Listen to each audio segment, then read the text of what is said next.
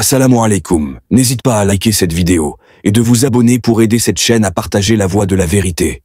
Merci. La question suivante. Je m'appelle Ali Haider Passoun.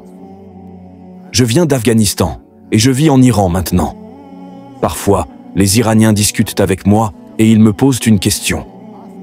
Pourquoi Allah, le Tout-Puissant, a-t-il révélé le Coran en langue arabe? La question posée par Ali Haider Passoun est qu'on lui a demandé, parce qu'il vit en Iran, par les Iraniens. Pourquoi Allah subhanahu wa ta'ala a révélé le Coran en arabe? Numéro 1. Le Coran a été révélé il y a environ 1400 ans en Arabie. Donc si le Coran a été révélé en Arabie, à la Mecque, à Médine, il devait être révélé en arabe. Il ne pouvait pas être révélé en anglais, ou en japonais, ou en chinois, ou en hindi. Si le Coran était révélé dans un pays, il devait être révélé dans la langue parlée dans ce pays. Numéro 2. Le Coran a été révélé au dernier et ultime messager, le prophète Muhammad sallallahu alayhi wa sallam, dont la langue maternelle, dont la langue était l'arabe. Donc si le Coran a été révélé au dernier et ultime messager, Muhammad sallallahu alayhi wa sallam, et si sa langue maternelle était l'arabe, il devait être révélé en arabe. Ce serait unique ou étrange que le Coran soit révélé à un arabe en japonais. Il ne comprendrait pas.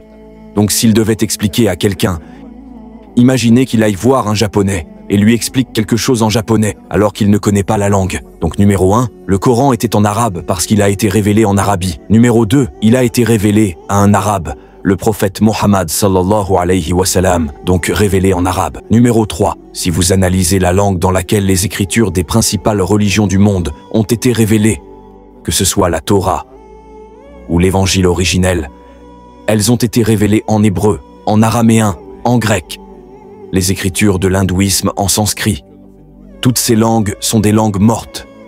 Donc les langues dans lesquelles les écritures des principales religions du monde ont été révélées, que ce soit le grec, l'araméen, le sanskrit. Seule une poignée de personnes dans le monde aujourd'hui, peut-être quelques centaines ou quelques milliers, les connaissent. Une poignée, quelques milliers. Ce sont des langues mortes, elles ne sont pas parlées par les masses.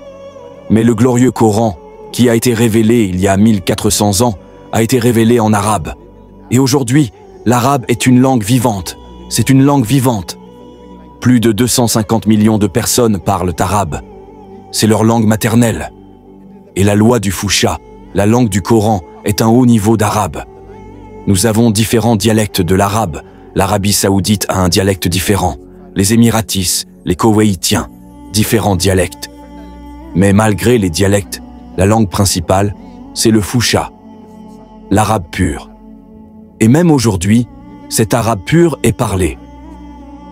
Et les différents dialectes peuvent avoir une prononciation différente, peuvent avoir des différences. Certains mots peuvent changer, mais en tant que langue, l'arabe est une langue vivante. C'est la 6e langue la plus parlée au monde aujourd'hui.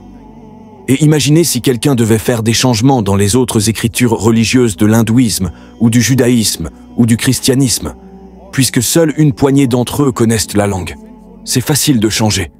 Personne ne s'en rendra compte. Mais le Coran est révélé en arabe, qui est une langue vivante. Donc Allah subhanahu wa ta'ala, délibérément dans sa sagesse divine, a choisi l'arabe comme langue du Coran, parce qu'il savait qu'elle allait être une langue vivante jusqu'au dernier jour du jugement. C'est le point numéro 3. Point numéro 4. L'arabe est une langue riche. C'est une langue si riche qu'un mot a plusieurs significations. Souvent, un mot a de multiples significations. Par exemple, les 2 premiers versets du Coran à être révélés. Iqra bismi rabbikal ladhi khalaq. Iqra est un mot arabe qui signifie lire. Il signifie réciter. Il signifie proclamer. Le premier mot révélé dans le Coran était Iqra. Il signifie lire, il signifie réciter, il signifie proclamer. Et les 3 significations sont valides. Rab signifie Seigneur. Rab signifie celui qui entretient, chérisseur.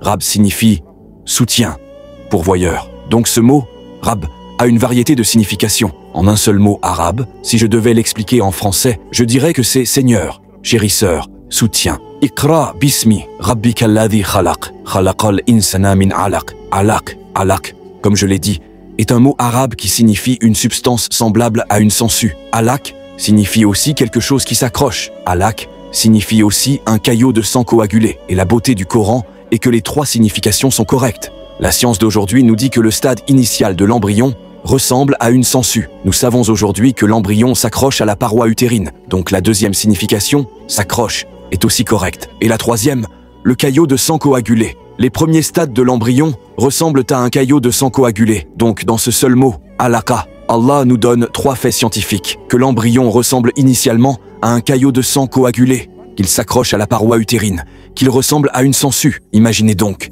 c'est la beauté de la langue arabe. Un mot a plusieurs significations. C'est la 4e raison. 5e raison, pour un mot français, il y a souvent 20, 30, 40, 50 mots. Par exemple, pour cheval. Cheval en français est un mot. En arabe, il y a 70 mots différents pour le mot français cheval. Le lion a divers mots. Donc un mot français, vous pouvez le dire avec 20, 30, 40, 50 mots différents en arabe. C'est la beauté de la langue. Numéro 6. Numéro 6. La gloire. La langue arabe est divine. Elle est pure. Elle est phénoménale. À tel point que, point numéro 7, si vous lisez le Coran, plus vous lisez le Coran, plus vous appréciez. Un livre normal, lisez-le 1 fois, 2 fois, 3 fois maximum. Après cela, c'est ennuyeux. La même chose, quoi lire? La beauté du Coran est que plus vous lisez le Coran, plus vous appréciez, plus vous comprenez.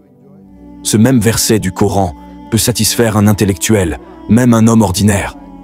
Parce que ce seul mot a diverses significations, il satisfait donc un intellectuel scientifiquement. Il satisfait le profane d'une manière différente. C'est la beauté du Coran. C'est un livre universel. Le point à noter, point numéro 6, que le Coran, quand une personne ordinaire le lit, elle apprécie.